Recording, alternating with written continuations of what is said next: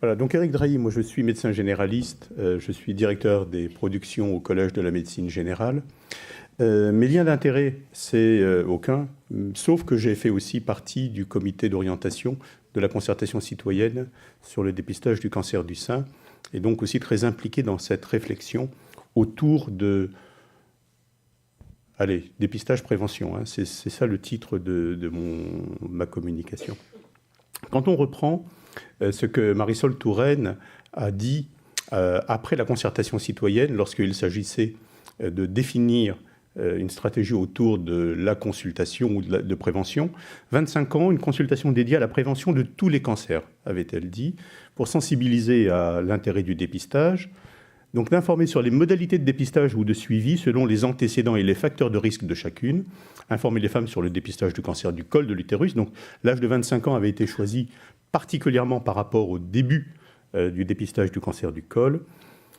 Et j'ai mis en gras plus globalement sur les facteurs de risque comportementaux, tabac, alcool, habitudes alimentaires, activité physique, etc., la contraception ou les infections sexuellement transmissibles.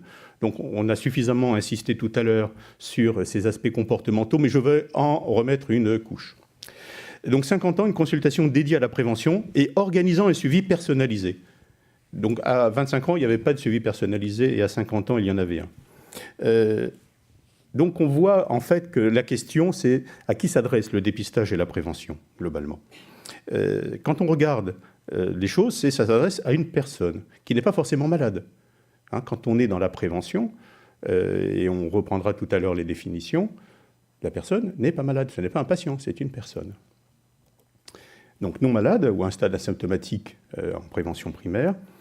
Et cette personne, c'est un être pensant qui a des valeurs, des connaissances, des croyances, des préférences et des représentations. C'est-à-dire que c'est vraiment à une personne qu'on s'adresse. Bref, une personne, hein, je le redis encore. 1948, définition de l'OMS de la prévention, et on voit que dans beaucoup de lieux, beaucoup d'endroits, on reste sur cette définition. C'était une classification qui portait sur les stades de la maladie. Vous savez bien, la prévention primaire pour réduire l'incidence, la prévention secondaire à partir du moment où les gens sont malades pour éviter les complications, et les dépistages se situent en prévention secondaire. La maladie est déjà présente, mais non parlante. La prévention tertiaire pour prévenir les complications et les incapacités à partir du moment où la personne est malade. Et puis, plus récemment, et ce n'est pas l'OMS qui l'a défini, ce sont les Belges, notamment Marc Chamoul, qui ont parlé de prévention quaternaire pour éviter la surmédicalisation. Alors, les avantages et les inconvénients de cette définition, c'est que c'est vraiment adapté à une maladie. C'est bien des maladies qu'on dépiste ou qu'on prévient, avec une vision curative et thérapeutique. C'est dans ce sens-là que l'OMS était intervenue dans sa définition. Et on peut supposer que soins et prévention, ce n'est pas forcément tout à fait la même chose. Mais cette notion de prévention, c'est vraiment protéger contre la maladie. Contre la maladie. Et on sait qu'aujourd'hui, et ça a été dit tout à l'heure, et je vais le redire encore, un certain nombre de problèmes de santé, on l'a vu pour les cancers notamment, sont liés à des problèmes de comportement.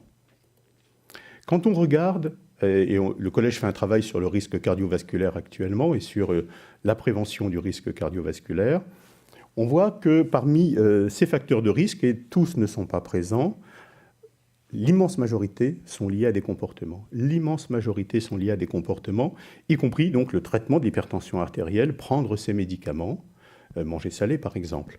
Donc on voit que si on doit parler de prévention, on doit d'abord s'adresser au comportement.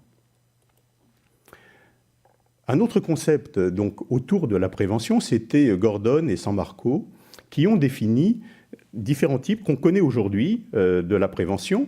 D'abord une prévention universelle qui est destinée à tous et qui s'adresse à une population qu'on appelle aujourd'hui la promotion de la santé, c'est-à-dire des messages, des actions qui s'adressent à l'ensemble de la population. Ils ont défini aussi une prévention sélective quand des gens sont exposés à certaines maladies avec des facteurs de risque qui sont soit personnels, soit sociaux, soit comportementaux. Et donc on est dans la prévention des maladies et là ça nécessite, à la différence de la prévention universelle, non pas une participation de la population, mais une participation de chaque personne pour prendre en compte ces facteurs de risque de maladie. Et puis la prévention ciblée, déjà sur les sujets malades, là aussi ça définit une participation de la personne, et on peut appeler ça aujourd'hui d'une façon moderne l'éducation thérapeutique. C'est-à-dire que la personne devient acteur de sa santé, et moi j'ai l'habitude de dire auteur de sa santé. Et ce qu'ont en commun ces trois définitions, qui sont plus modernes que celles de l'OMS, c'est d'abord la participation active des personnes, et puis c'est l'action de s'intéresser à la personne qui va déclencher la prévention, et pas l'inverse. C'est-à-dire qu'on part vraiment des gens. Plus récemment encore, l'OMS a défini la notion de compétence psychosociale, et qui est aujourd'hui largement utilisée en éducation thérapeutique, qui est pour chaque personne de savoir résoudre des problèmes, savoir prendre des décisions, et on voit à quel point il faut que les personnes puissent être autonomes dans leurs décisions, avoir une pensée critique et avoir une pensée créatrice, et cette pensée critique, on voit que quand il y a des polémiques par rapport à une stratégie de santé, parlons du dépistage du cancer du sein, que la personne puisse développer sa pensée critique. Savoir communiquer efficacement et être habile dans les relations interpersonnelles, y compris avec son médecin. Et je m'occupe aussi d'un réseau d'éducation thérapeutique. Et nous avons des actions sur comment communiquer avec votre médecin pour les patients. Avoir conscience de soi, avoir de l'empathie pour les autres, y compris envers son médecin. Et savoir gérer son stress et savoir gérer ses émotions. Et on sait à quel point c'est important que les personnes qui sont atteintes de maladies, notamment de maladies chroniques, puissent prendre du recul et être le plus possible objectives par rapport à leur santé. Avec l'aide de leurs soignants, bien évidemment. Alors, aujourd'hui, par rapport à ça, on peut se poser la question et on doit se poser à quoi sert la consultation de dépistage. Alors, à prévenir les pathologies, on l'a vu, à dépister des maladies ou des facteurs de risque pour rechercher une maladie asymptomatique. On peut faire des mammographies, par exemple, pour ça. À programmer un suivi dans le temps. Et on a vu dans l'intervention précédente que c'est une vraie question aujourd'hui, c'est-à-dire comment est-ce qu'on va construire un plan personnalisé de santé avec les gens dans des mesures de prévention, lesquelles, comment, avec quelle périodicité, pourquoi. Et surtout, ça va être destiné à construire une vision partagée, c'est-à-dire entre le médecin et le patient, pour se mettre d'accord sur ce qui est utile pour cette personne à ce moment donné et pour le futur, pour maintenir sa santé ou éviter un certain nombre de maladies pour lesquelles il y a un risque important. Alors, chaque fois que l'on met en place une prévention, quelle qu'elle soit, il y a des questions à se poser. Vous connaissez les 10 critères de l'OMS pour mettre en place un dépistage. Il y a une autre façon de voir les choses. C'est est-ce qu'on dispose de données qui démontrent que l'intervention précoce, avant que la maladie soit clinique, est efficace? On peut se poser la question pour la mammo. Quels sont les espaces individuels et populationnels de l'intervention? C'est-à-dire qu'on n'agit pas uniquement au niveau d'un individu, mais aussi sur une population, notamment quand on veut prévenir des maladies infectieuses. Il y a une session samedi sur les vaccins. Quels sont les effets secondaires de l'intervention? C'est-à-dire qu'on a vu qu'il y avait des surdiagnostics et des surtraitements. Est-ce qu'il faut les prendre en compte? Et si on les prend en compte, comment? Quelle est l'efficience de l'intervention? C'est-à-dire que si on doit dépenser des sommes incommensurables pour une maladie rare, cela pose une vraie question de santé publique. Quelles sont les préférences de la personne? Tiens, on y revient à la personne. Et quelle est la place de la personne dans cette stratégie? C'est-à-dire qu'au-delà de ses préférences, qu'est-ce qu'elle va faire elle-même? Et tout à l'heure, Nathalie vous a montré ce tableau. Je regarde si vous voyez bien du fond. Non, bien évidemment pas. Donc c'est publié dans la revue médicale suisse. Vous avez la référence de cet article, qui sont les recommandations suisses et nord-américaines, canadiennes et états-uniennes, sur les stratégies de dépistage qui ont fait la preuve de leur efficacité. Alors vous avez 3 niveaux, celles qui ont un bon niveau de preuve, celles qui ont des preuves suffisantes et celles pour lesquelles on n'a pas de données.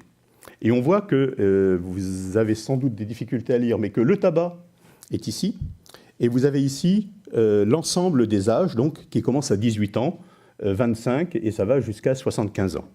Vous voyez que si on prend les hauts niveaux de preuve, vous avez ici le tabac, vous avez le cancer du col, vous avez ici l'hypertension artérielle, Vous avez ici les IST.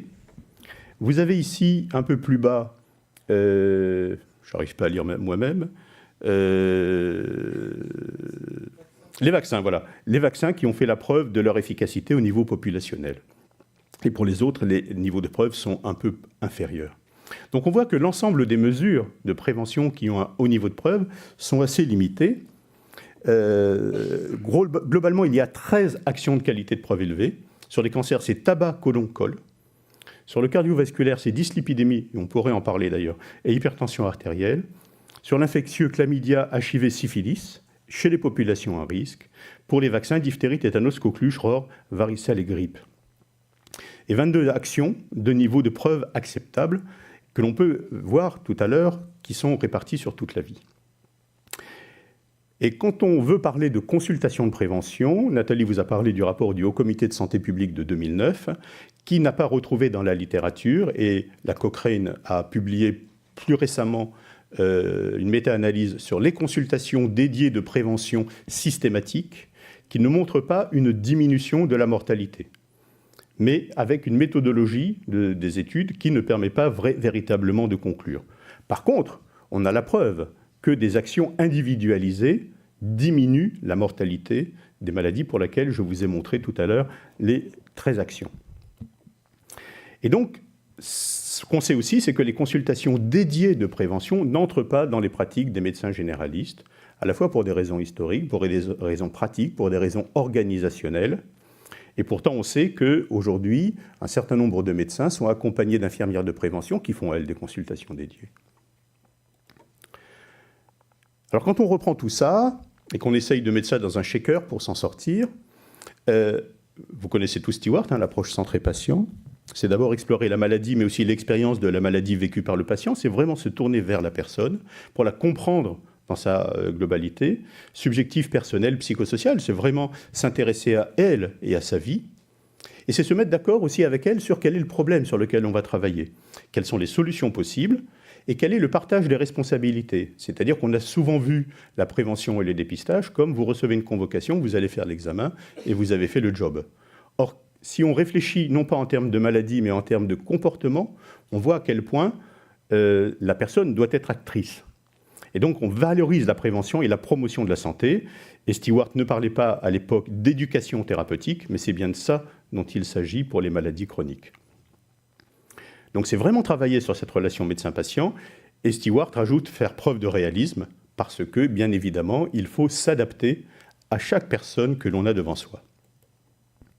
Donc c'est d'abord un état d'esprit, ces consultations de prévention, mais finalement toutes les consultations, comme tu l'as dit tout à l'heure, sont des consultations de prévention, toutes les consultations, avec deux approches. Donc une approche traditionnelle qui est centrée sur la maladie, qui accumule l'information, qui fait des diagnostics, qui ordonne, à la fin de la consultation on fait une ordonnance, et qui est plutôt traditionnellement dans le médecin qui sait, dans le paternalisme et dans une confrontation avec une autorité. Si on doit travailler sur la prévention, il faut plutôt travailler parce que ce sont les comportements qui sont en première ligne, travailler d'une façon motivationnelle, avec des consultations qui sont centrées sur le patient, utiles à ce patient, dans son contexte, qui prend en compte ses préoccupations, c'est-à-dire qu'il faut travailler avec lui sur le sens qu'il donne à ce dont nous parlons, qui valorise les objectifs qu'il se fixe, ce ne sont pas les objectifs du médecin. Et ça veut dire qu'on co-construit avec le patient le projet de santé, le projet de soins. Donc tout à l'heure, on parlait de plan personnalisé de santé, de projet de soins. C'est bien ça aussi dont il s'agit. Et on est plutôt dans une collaboration. On travaille avec la personne sur l'évocation de ses problèmes et de ses solutions, et on développe son autonomie. Et donc, pour ceux qui font de l'entretien motivationnel, vous reconnaissez là la balance à 4 plateaux qui permet de travailler sur les avantages et les inconvénients. D'une part, de ne pas mettre en place une stratégie, de continuer comme on fait actuellement, et les avantages et les inconvénients à mettre en place une nouvelle stratégie qui est celle sur laquelle on va avancer. Merci Eric. Alors, on va prendre 2 questions. Est-ce que quelqu'un aurait une... Oui, allez-y, jeune homme.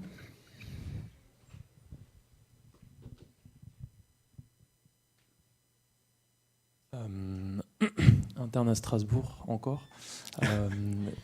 J'avais juste une question sur l'impact émotionnel du patient lors d'une consultation. Et si les discours sont forcément bien assimilés pendant la consultation, sachant que le patient émotionnellement est assez dans un état émotionnel inhabituel pendant une consultation médicale. Et donc du coup, il y avait un exemple d'un professeur d'infectiologie qui m'avait beaucoup marqué.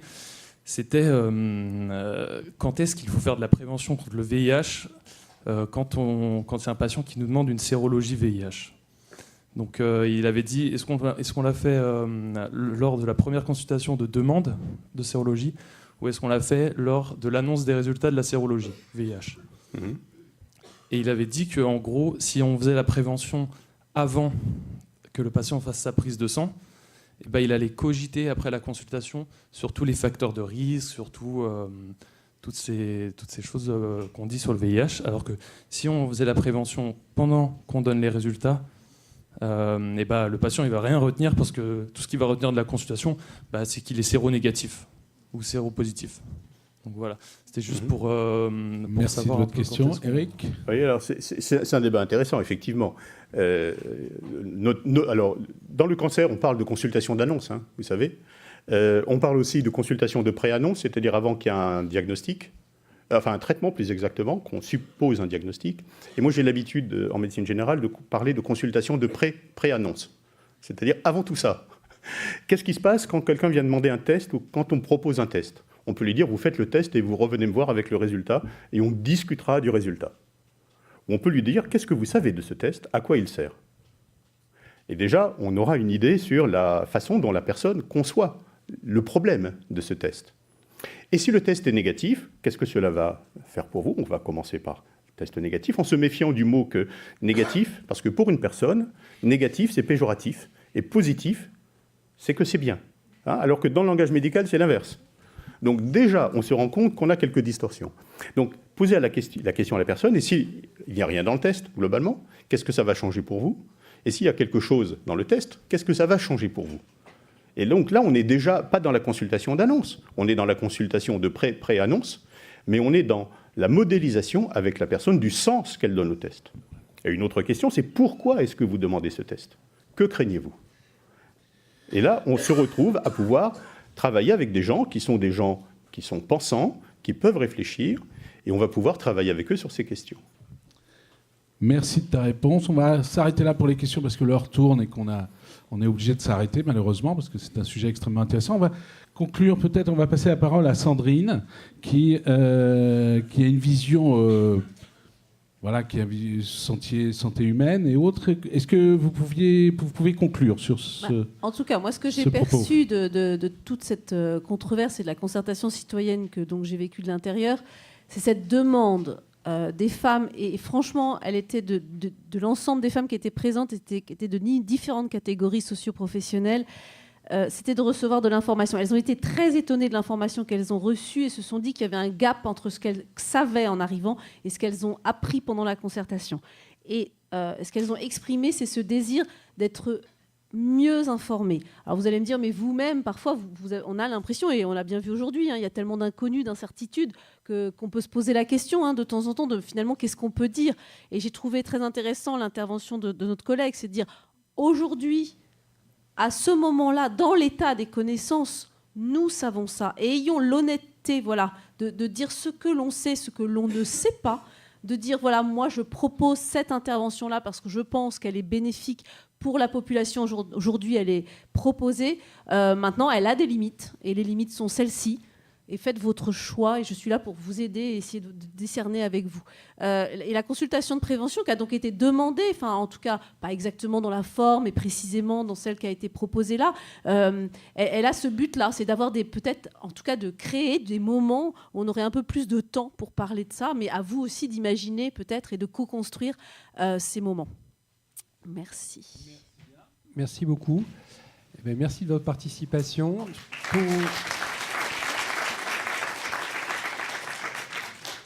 Juste pour ceux que ça intéresse, il y a un atelier sur le dépistage du cancer colorectal dans une demi-heure qu'on co-organise, qui fait pas l'objet de controverse pour le coup, donc je pense que ça va être plus simple. Et pour ceux que ça intéresse, En salle 242B. il y a demain matin une table ronde sur l'évaluation du risque cardiovasculaire avec son patient. Même chose pour ceux que ça intéresse, puisque la thématique cancer, comme vous pouvez le voir, est assez représentée dans ce congrès. Il y a un atelier sur activité physique et cancer demain.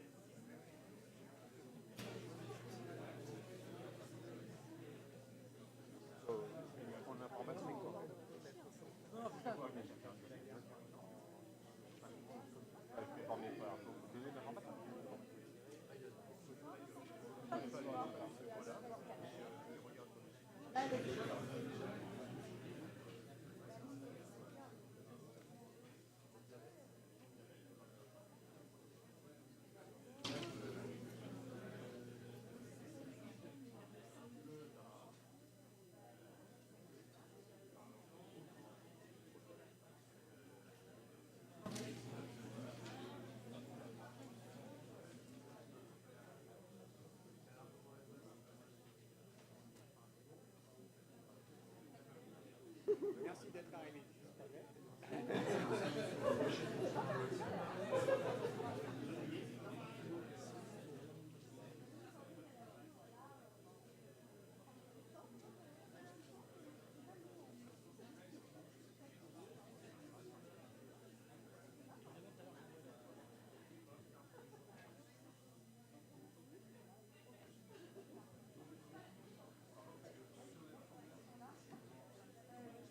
En plus, on travaille sur les fibrocytes.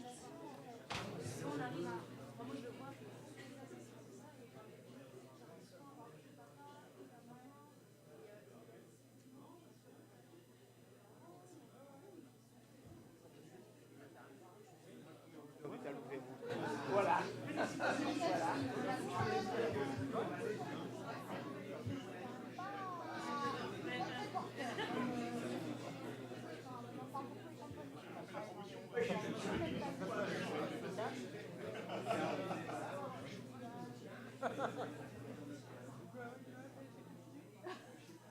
Bah attends, mais après tout le monde n'a pas fait.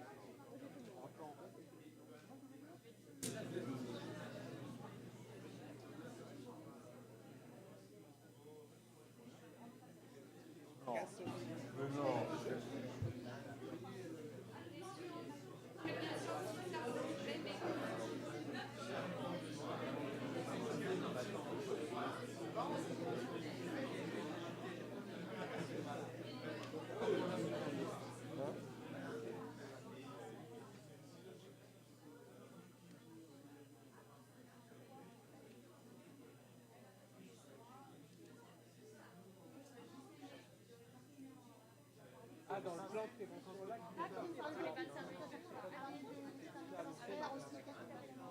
a pas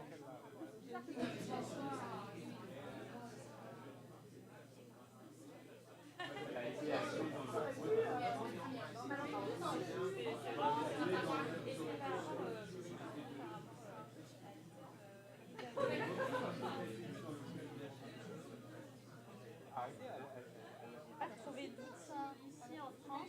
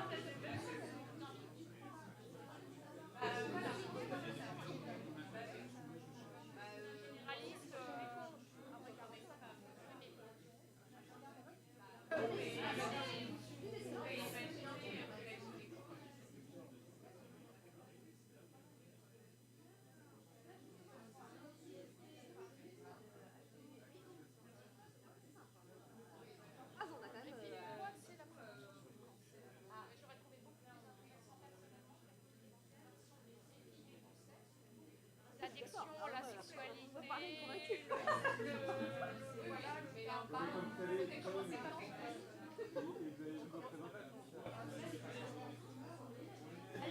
Finalement, on ne peut pas voir.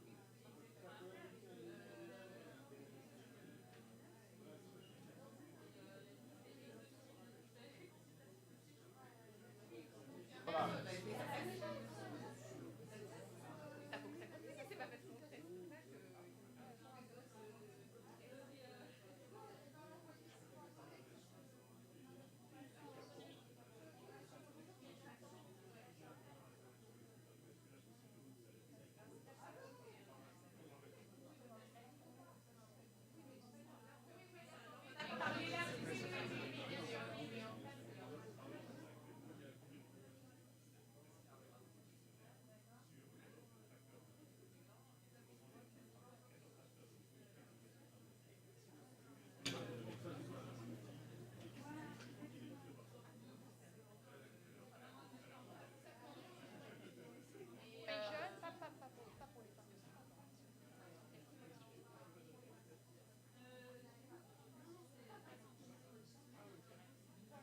Ah bah, l'alcool, faire un chemin de cholestérol au cours de sa vie,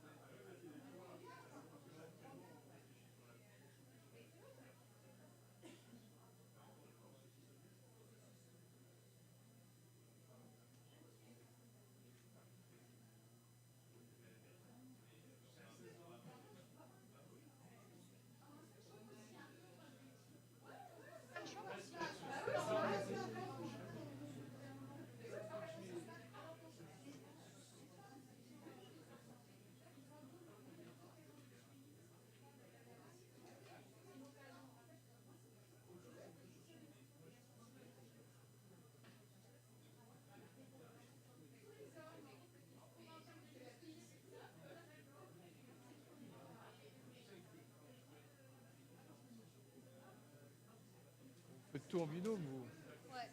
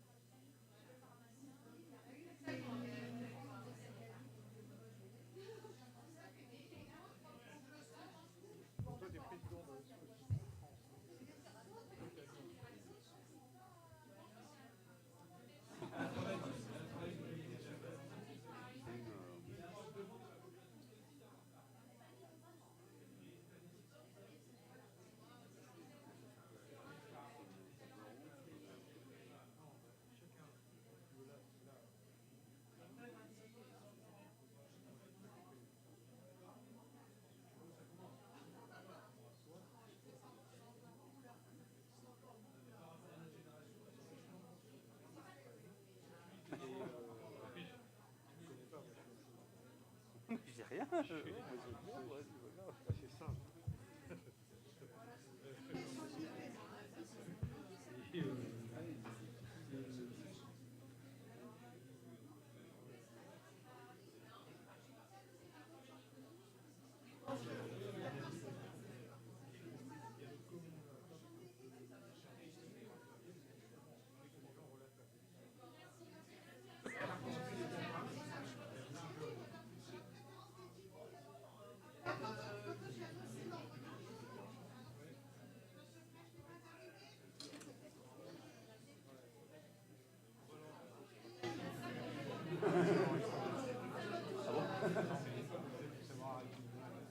oui, d'accord, oui, oui.